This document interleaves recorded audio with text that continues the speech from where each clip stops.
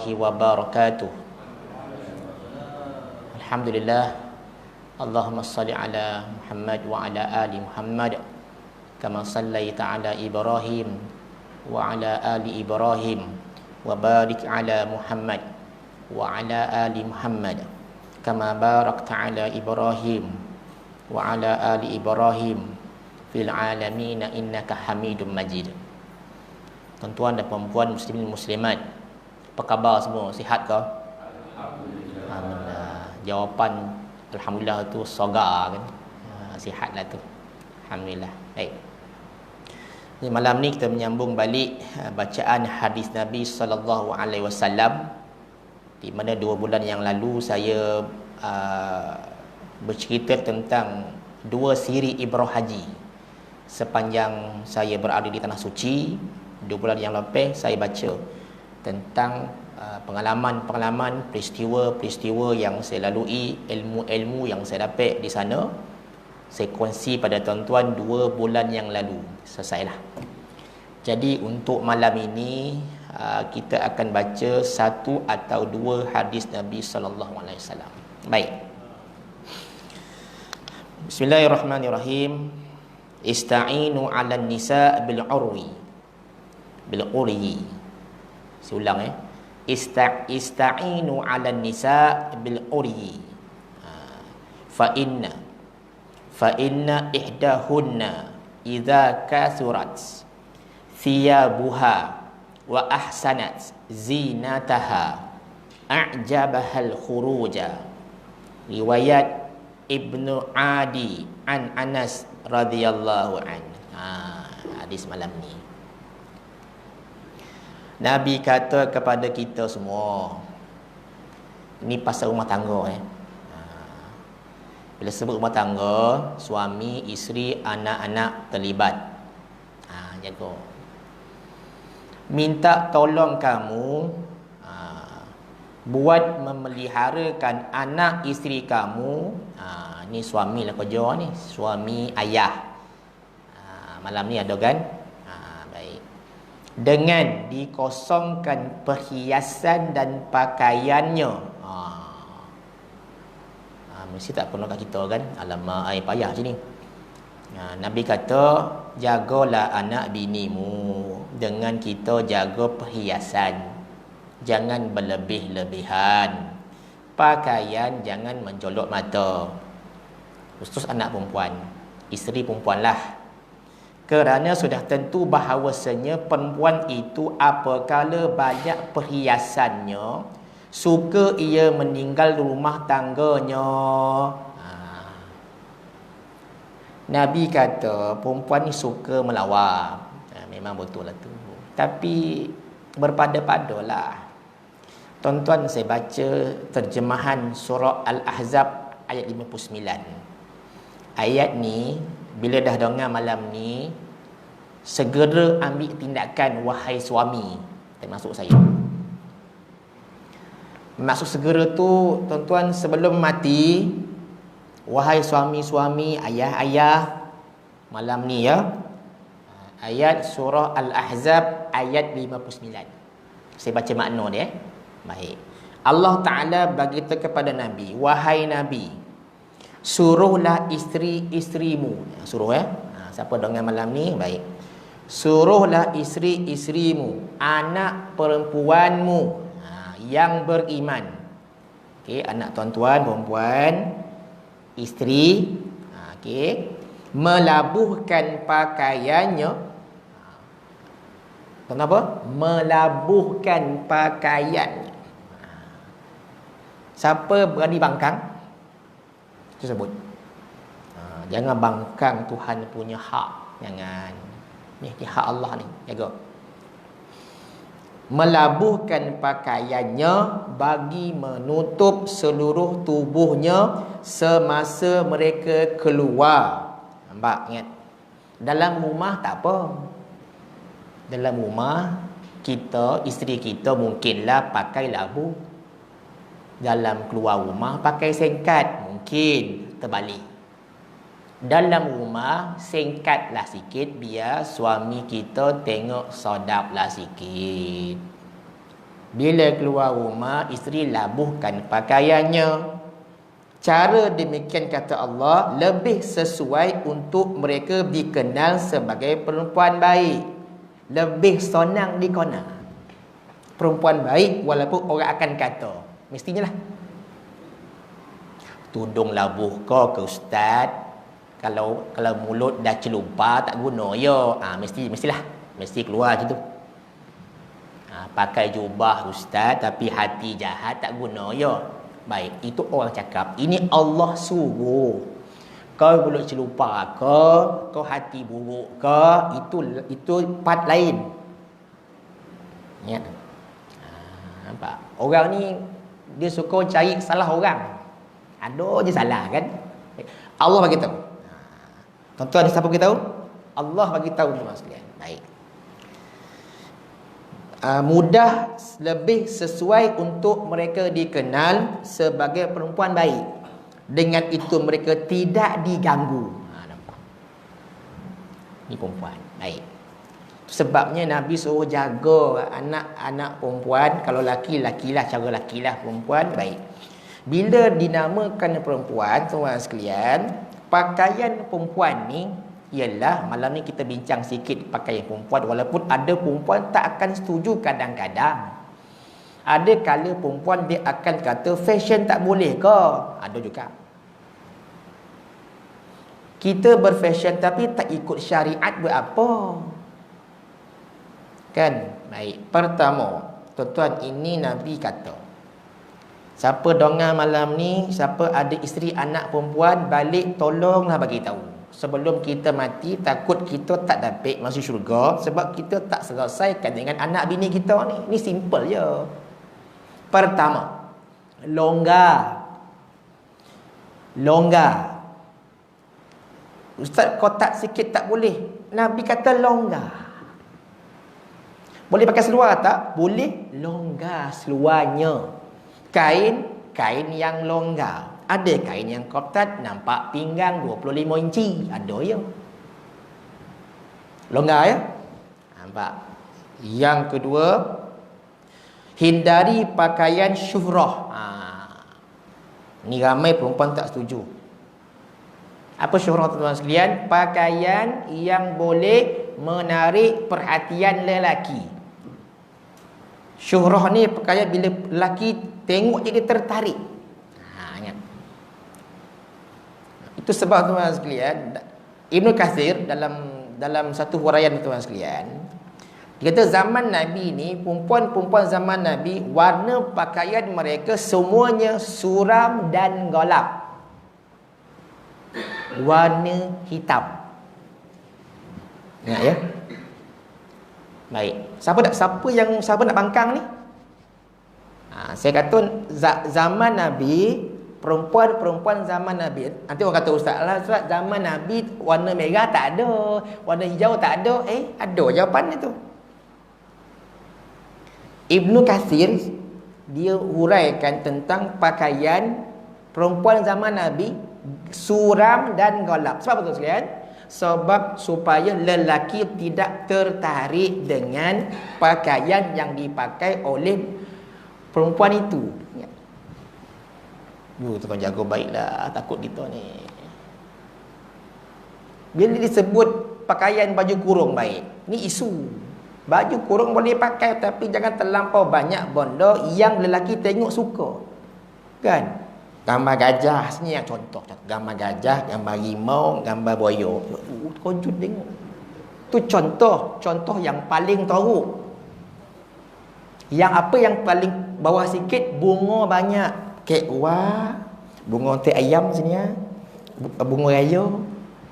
Jadi lelaki bila tengok baju perempuan masih tengok badan perempuan. Sebab tertarik. Perempuan tak setujulah. Saya cerita bab ni banyak tempat tak setuju deh. Biarlah, takkan tak boleh ustaz. Ya Allah. Tuan-tuan nak masuk syurga ni bab kata seorang ulama, tuan-tuan sekalian, masuk syurga ni tiket dia mesti ada. Nak masuk neraka ada tiket dia. Nak masuk padang bola stadium ada tiket kan? Kalau tak ada tiket tak boleh masuk. Macam mana kita nak beli tiket? Kena ada usaha beli, kena ada usaha.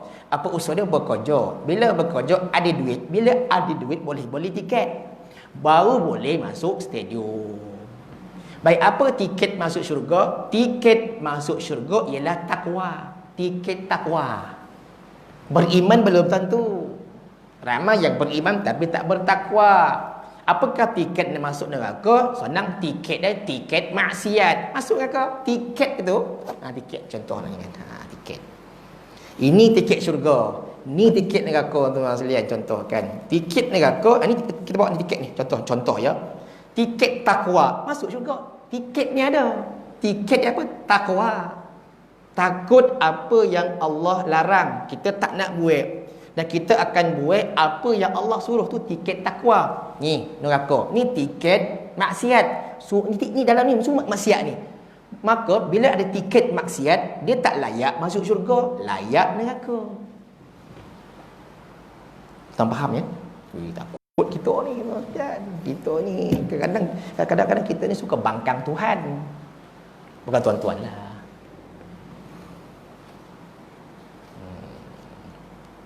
Baik. Okey. Dan tuan-tuan sekalian, Nabi pernah tengok dua golongan dalam neraka. Nabi tak pernah jumpa golongan ni, jumpa kat neraka bila Nabi Isra Mi'raj. Nabi pergi tinjau neraka. Rupanya Nabi kata, dia kata apa?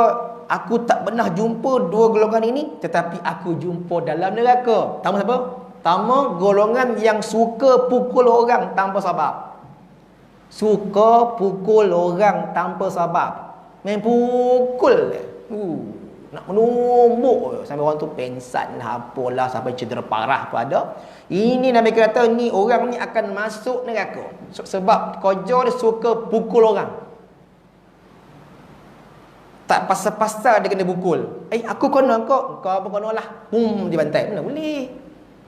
Yang kedua, Nabi tengok dalam neraka seorang perempuan yang di dunia memakai pakaian tapi telanjang, masuk neraka. Ya Allah, takut tuan sekalian. Sebenarnya ramai lagi yang masuk neraka, tapi Nabi tengok dua golongan ni. Okey? Sebabnya Nabi pesan perempuan jangan menyerupai pakaian lelaki. Lelaki jangan menyerupai pakaian perempuan. Nabi pesan untuk bezakan jantina. Kalau kita tengok lelaki itu pakai pakaian perempuan, maka tuan-tuan sekalian, kita tak boleh beza dia perempuan ke lelaki. Contoh, perempuan pakai seluar jeans kotak, rambut pendek, berjalan dekat sogo. Tengok, ini lelaki ke perempuan ni? Kita tengok perempuan pakai seluar jeans kotak, rambut lah pendek, pada telinga. Dia ambil fizikal lelaki. Tuan-tuan sekalian. Baik, apa yang ketiga tuan sekalian bagi perempuan tuan sekalian, nak masuk syurga kan, nak sebut malam ni jugalah. Sebab kalau sebut pada perempuan ada yang setuju, ada yang kata alamak aku dah buat lah, lama buat ni. Yang ketiga tuan sekalian, tidak menggunakan wangi-wangian berlebih-lebihan. Dulu saya ada mengaji sikit lah tentang bab wangi dari seorang ustaz. Nak bagi kuliah ya. Apa dia kata?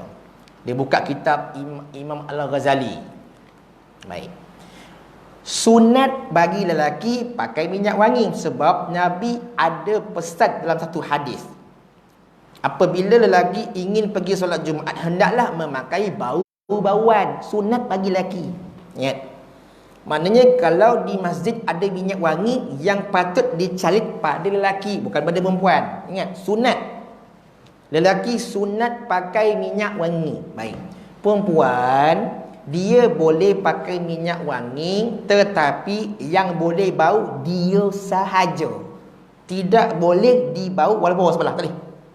Macam mana ustaz? Payah pandai-pandailah.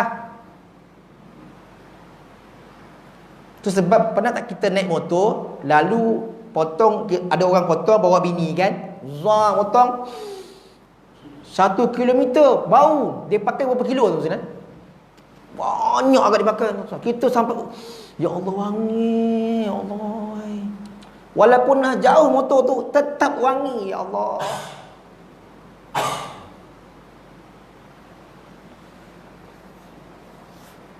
Baik, yang kompak tuan sekalian, hindari tabarruj. Apa tabarruj tuan sekalian?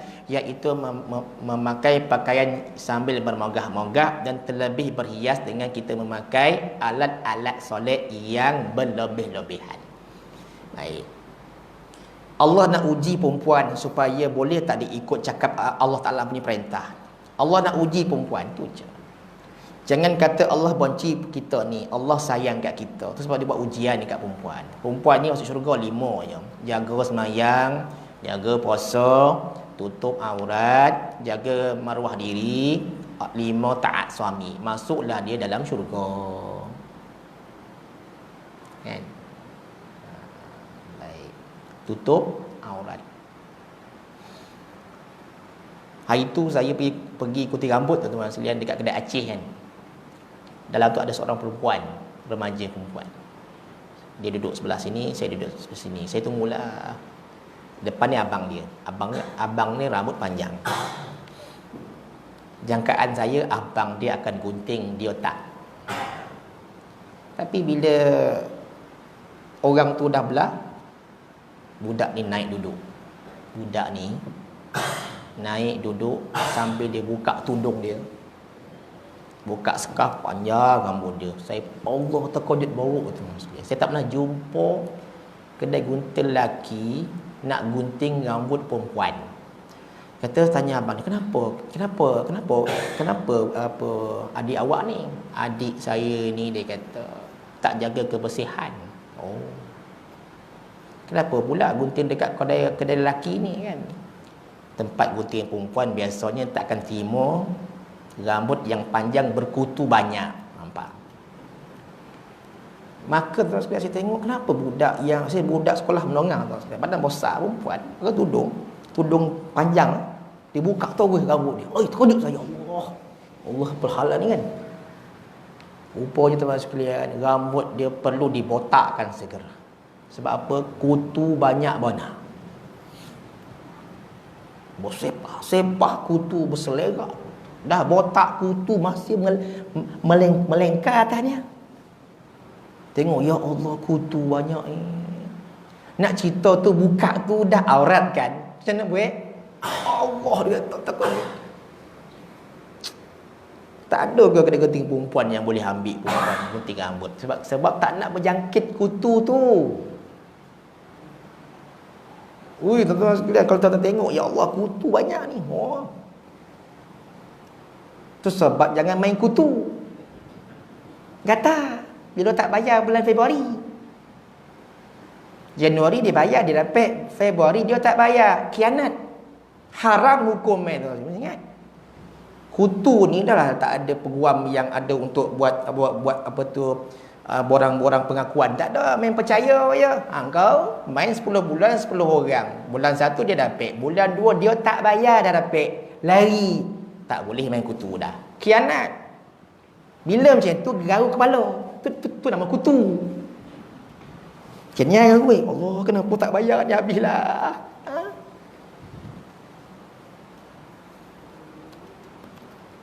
Jaga kebersihan rambut ya sebab anak perempuan.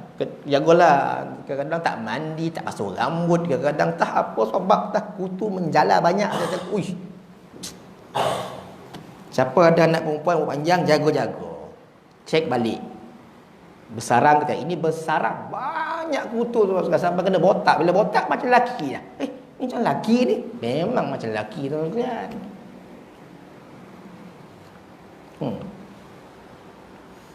Jadi muslimat ni, kalaulah dia tahu nak ke syurga ni macam ini gaya dia. Syarat ini tentulah tak susah bagi dia. Kalaulah dia nak ke syurga lah bersama laki dia tu, kata ulama syarat-syarat ini sudah tentu tak susah bagi dia, dia akan buat ya. Kan? Baik. Dan ada 5 tudung yang haram dipakai. Malam ni saya sebut. Siapa ada tudung ni jangan pakailah. Nanti balik rumah, cek tudung isteri masing-masing. Besok nak keluar kan, cek tudung dia ada ke tidak. Pertama, satu ni kata seorang ulama. Pertama, tudung yang dipakai yang menampakkan bonggol pada rambutnya. Maknanya kalau tudung apa pun pakai nampak bonggol besar tak boleh. Nampaknya. Ompek boleh kilo bonggol ni. Nampak. Nampak tak? Nampak. Wih, besar bonggol ni. Mulalah fikir macam dalam macam mana tu mulalah. Yang kedua, tudung yang macam rahib padri perempuan Kristian. Apa dia? Tudung yang dipakai hanya tutup rambut hanya dan leher saja. Tutup scarf sikit saja. Lepas tu dekat leher dia tutup macam tu je. Telinga nampak, semua nampak. Itu mengikut rahib Kristian yang perempuan. Kalau tuan buka dalam internet pakaian rahib Kristian perempuan. Macam tu lah. Fashion ustaz asal tutup. Itulah dia. Tuan-tuan sekalian tak boleh kan. Tutup leher macam ni. Nampaklah bentuk leher dia. Ramai macam tu kan. Bila puak ni buat ataupun golongan ni buat, anak muda, anak-anak kita ikut ikon ni. Penyanyi tu pakai macam itu perempuan, ikon dia ikon. Anak kita ikut. Ayah jom pergi tampin jap, pergi tampin. Padahal nak beli tudung macam ni. Tengok apa macam tudung macam ni. Tudung macam siput sengit macam tu. Astagfirullahaladzim. Ayah ikut itu. Ikutlah. Ayah ikutlah tu. Ayah yang mengaji malam ni pasti jangan. Yang ketiga, tudung bukit. Tudung bukit jangan pakai. Apa tudung bukit ustaz? Tudung bukit pakai tudung sampai senyap. Nampak bukit dia.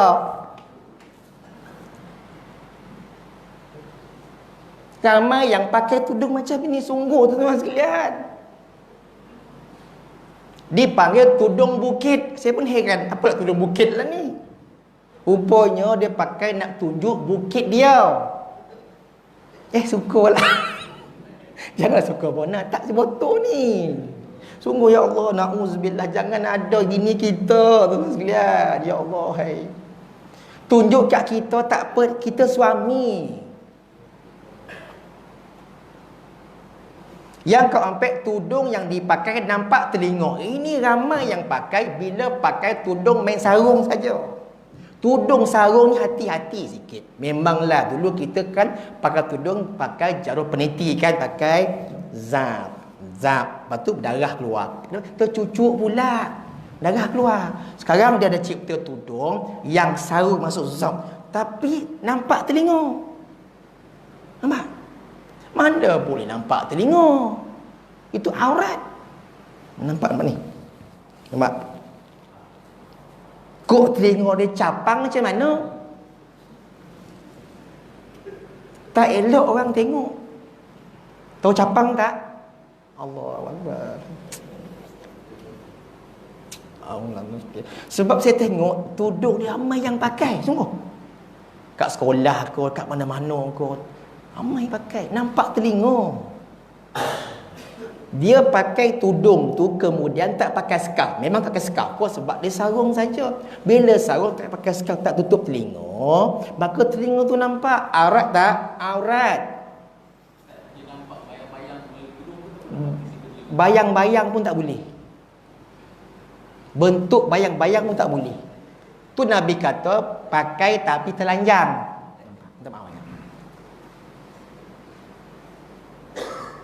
Memang dipakai tapi nampak bentuk kan? Nampak bentuk tapi tak nampak lubang. Nampak lubang jam. Saya posan isteri saya nak pakai tudung ni lah rumah saya. Saya posan sebab tudung ni banyak orang bagi. Nak bagi kat isteri saya lah. Pakai kat rumah lah. Keluar rumah saya tak bagi. Dalam rumah tak apa. Dalam rumah ni kalau dalam rumah ni maksud dia kalau dia keluar buang sampah sekejap masuk copek. Ya, dalam rumah apa bang dalam rumah? Siapa yang tengok bang?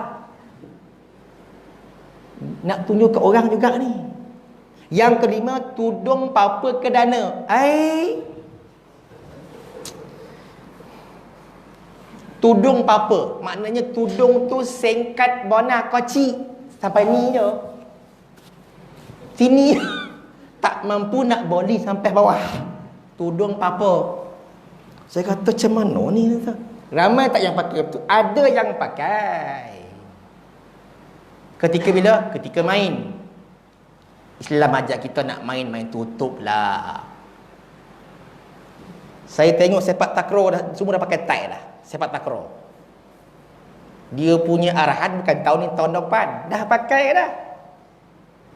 Takraw yang STL saya tengok itu, dah pakai tie hitam.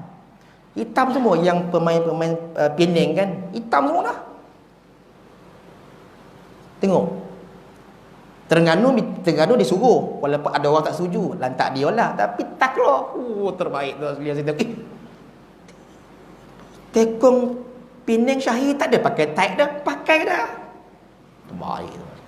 Tutup lelaki ni kita tak kisah mana dia ada kotak, sebab apa lelaki siapa tengok pun tak ada muntah punya, tak muntah dah. Muntah ke tengok lelaki tak ada muntah dah. Tak ada perasaan. Walaupun pakai tag kotak kita tengok, tak ada. Perempuan tengok tak ada dah. Cuba perempuan hoki pakai, lelaki tengok, muntah kita. Hoki itu kan, perempuan kan pakai hoki kadang pakai skirt, tapi itulah pakai skirt lepas tu pakai tag, baik.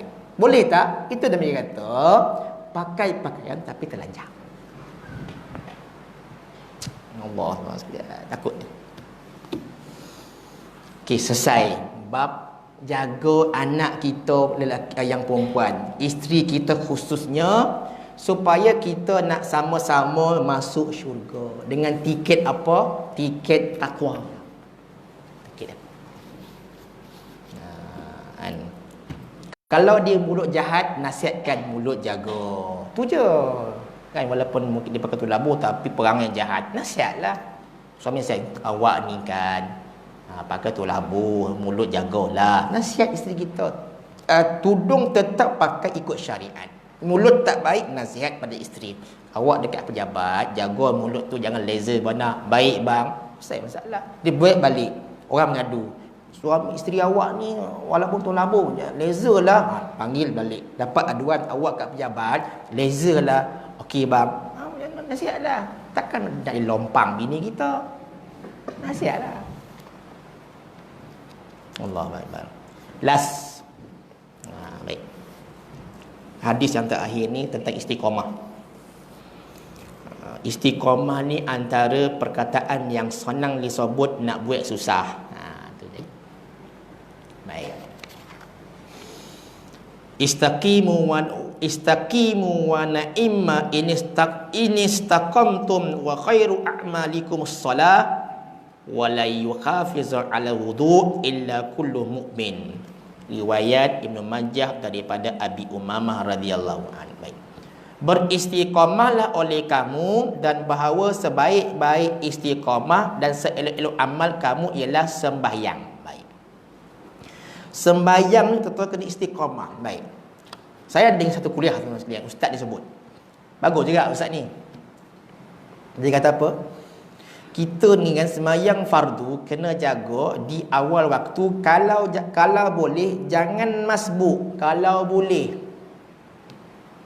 Sebab zaman Ali bin Abi Thalib sebagai khalifah, tuan-tuan sekalian, dia rasa berdosa. Dia doa kepada Allah Taala, kalaulah nak masukkan neraka, orang ke dalam neraka, masukkanlah aku dalam neraka. Siapa dia ni? Khalifah Ali bin Abi Thalib. Waktu tu dia sebagai khalifah. Dia malam berdoa. Fatimah isi doa, merintihan apa tu Ali bin Abi Thalib. Dia kata, ya Allah, kalau kau nak masukkan manusia dalam neraka, kau masukkanlah aku. Kenapa tu? Sebab dia rasa rakyat dia ni tidak bertakwa sebab dia pemimpin. Antara yang dia tengok ialah ramai rakyat dia itu apabila solat ramai yang masbuk. Sampai tahap tu Khalifah Ali bin Abi Talib, walaupun Ali bin Abi Talib sudah dia jamin syurga, dia doa malam tu, isteri doa, rintihan Abu Talib punya takut rakyat dia itu tidak bertakwa kepada Allah. Ya Allah. Antara yang disebut kat situ tuan-tuan sekalian, rakyat itu bila bab solat tuan sekalian ramai masbuk. Tuan-tuan jaga. Kita ni tuan-tuan sekalian cuba usaha jangan masbuk tuan-tuan sekalian. Kita nak bersama imam. Sebab Nabi tak pernah sahabat-sahabat tak pernah dia bila sembahyang masbuk. Sahabat Nabi kata nak ikut Nabi, ikut sahabat, tapi bab sembahyang kita tak ikut Nabi. Ramai masbuk termasuk saya kadang-kadang. Cuba jangan masbuk. Yang kedua tuan-tuan sekalian, kalaulah kita tak boleh istiqamah 5 waktu sehari semalam di masjid, ada 2 solat yang Nabi anjurkan jangan ditinggalkan. Buat plan dengan isteri anak-anak, buat perancangan dengan isteri anak-anak supaya 2 solat ni jangan tinggal habis. Apa dia? Subuh dan isyak berjemaah di masjid dan solat. Lagi 3 ni carilah masa. Sungguh. Maknanya suami buat perancangan dengan isteri, anak-anak, kita kena jaga 2 solat ni. Kalau isyak jemaah Nabi suruh pergi walaupun berangkap. Maghrib jangan ajak abang pergi Tesco. Maghrib duduk surau. Kalau kita keluar maghrib pergi mana-mana, isyak confirm tak semayang punya. Memang tak jemaah. Bila ajak pergi Kodai pukul 8 malam, isyak 8.5 boleh. Akan tinggallah jemaah dengan imam. Walaupun orang kata ustaz boleh kita lewat ke semayang, kita ni nak ambil yang sonang ni, susahlah kita ni. Jaga tuan-tuan sekalian. Istiqamahlah 2 ni. Kalau lah zuhur asar bagi tak boleh istiqamah benar lah kan. Memang kita sibuk dunia memang mencengkam kita. Memang sibuk, saya tahu. Saya memang sibuk. Saya jumpa wakil rakyat. Dululah dia kata, ya Allah, dia kata, ustaz, dia kata, pertama sekali tak dapat bangun malam dah. Tak dapat bangun malam dah. Kenapa pula? Tak lagak ustaz. Tinggi sangat dia kata. Tahu ustaz wakil rakyat ni, ingat orang tengok senyum ustaz, tapi tahu ustaz bangun malam tak dapat dah. Kadang-kadang jemaah tu sampai dia kata kelang kabut dia buat. Daripada dulu sebelum wakil rakyat boleh bangun malam, jadi wakil rakyat tak boleh bangun malam. Tuan-tuan mesti ingat, zaman Nabi sahabat lagi hebat. Mereka berjuang bangun malam jaga. Tapi tak larat. Seolah-olah bila kita tak boleh istiqamah semayang berjamaah fardu dekat masjid, macam iman tak sempurna bonal. Bagi saya macam tak ngam lah iman kita ni. Kalaulah kita tak boleh full 5 waktu di masjid, macam tak sempurna iman sungguh.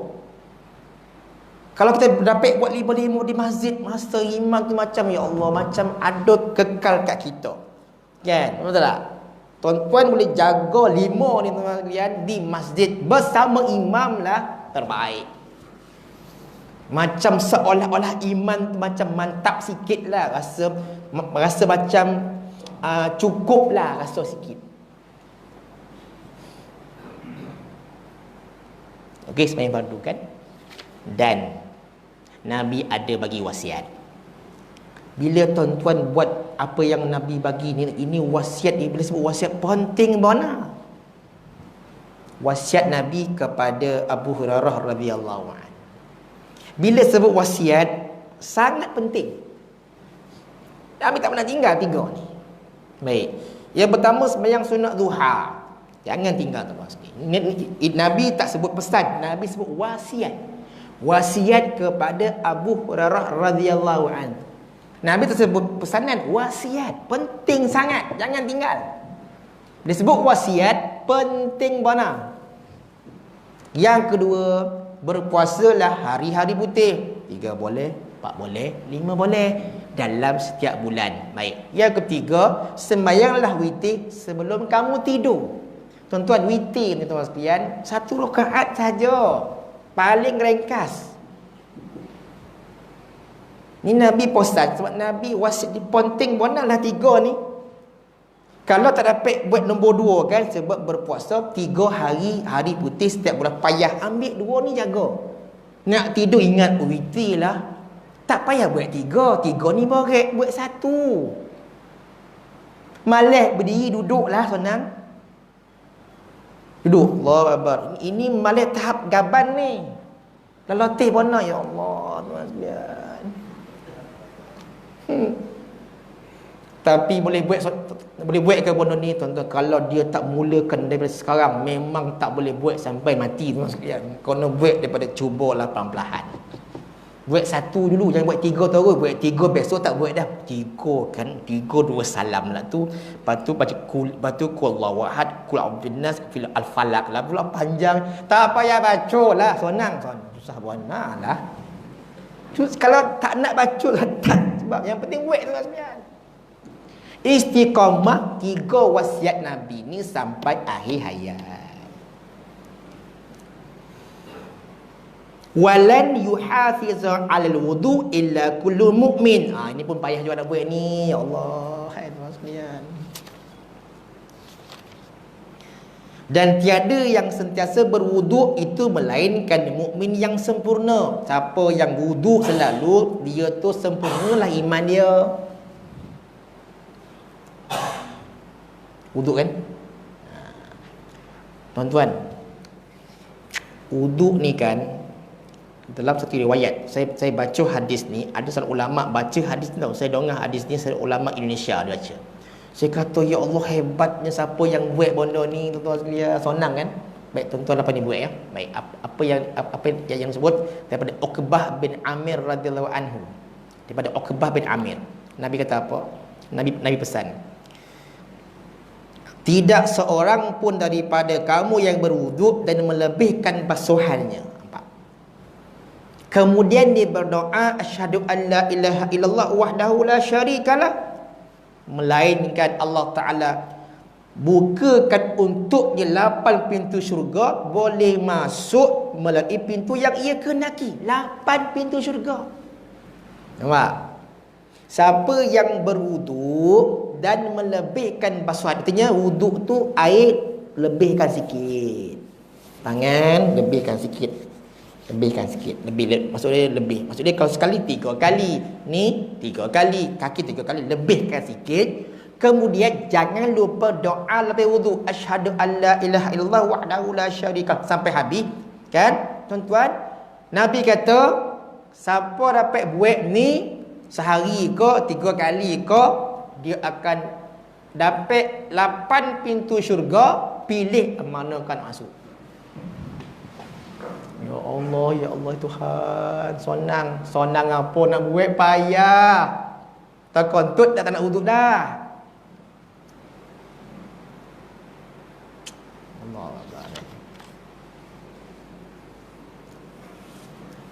Mufti wilayah dalam kuliah dia kan, dalam Facebook saya tengok kan, dia kata umur kita ni 60 tahun meninggal, rupa-rupanya dia adalah orang buat kajian. Dia kata apa? 20 tahun kita tidur ya. Masya-Allah. Dia kata 20 tahun kita makan. Ya Allah. Tinggal lagi berapa tahun? Tahun lagi. Selebihnya 20 tahun kita makan 20 tahun. Dia kata apa lagi? Rupa-rupanya sembahyang fardu kita selama 60 tahun hanya dikira 1 tahun setengah saja. Allah. Kita dengan Allah Ta'ala tak banyak. Kita banyak buang masa. Tidur jangan cerita lah. Tidur malam tidur. Dengan ceramah pun tidur. Dalam kereta tidur. Tunggu bas tidur. Disebut 20 tahun tidur. 20 tahun kita kita makan, 20 tahun masuk bilik air, dikira tahun tu. Dikira lagi setahun setengah sembahyang fardu. Ya Allah, itu dikira kalau tak pergi jemaah. Kalau jemaah mungkin lebih. Sebab bila tiba Sabtu Ahad, ramai yang buang masa kat rumah. Tak buat apa, duduk je. 48 jam buat apa? Tak buat apa ustaz? Ya Allah, tak buat apa. Banyak benda boleh buat. Duduk monong, tengok TV 24 jam. Ya Allah, saya kata. Isnin sampai Jumaat, yes, memang kita kojop, tak ada masa kita ni. Sabtu Ahad 48 jam buang masa. Maka apa dia kata? Ada satu zikir. Zikir ni terbaik siapa yang amalkan, dia kata. Mufti wilayah saya dengar. Bukan yang semalam ni, yang dalam Facebook lah. Ada satu zikir dia kata yang terbaik, yang tertinggi, tolonglah kita baca. Kalaulah kita ni tak ada apa nak buat, inilah zikir dia. Oh, disebut. Apa tuan-tuan sekalian? La ilaha illallah. La ilaha illallah. Nah, nampak? Yang kedua, satu amalan yang terlebih baik daripada orang yang semayang malam beribu-ribu rakaat. Walaupun orang semayang rakaat beribu-ribu, ini amalan yang terbaik. Apa dia? Yang tuan-tuan buat sekarang ni apa dia? Duduk dalam majlis ilmu. Lebih baik daripada orang yang semayang sunat beribu-ribu, dia kata. Nampak ya? Jadi ni antara perkara-perkara yang Nabi pesan supaya kita ini istiqamah. Pertama sekali, solat, yang kedua wuduk, jaga baik. Jadi sebelum saya tutup, tuan-tuan sekalian,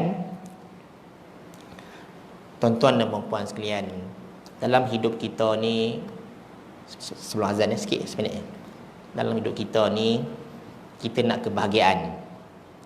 Tuan-tuan, kebahagiaan ni apa sebenarnya? Baik, kebahagiaan ni kata ulama, bukan kerana kita ni ada isteri cantik, bukan kerana kita besar, bukan kerana kita dapat semayang ke apa ke.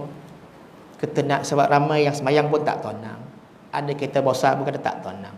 Ada anak ramai pun tak tonang. Mak tengah makan pun tak tonang. Kebahagiaan yang hakiki ialah apabila kita dapat mencapai ketenangan dalam hati. Jiwa tenang, itulah kebahagiaan yang hakiki. Tuan-tuan naik kereta, tenang, itulah dia. Tuan-tuan pergi kerja, tenang, itulah kebahagiaan. Masuk rumah, tenang, itulah kebahagiaan. Kita nak itu.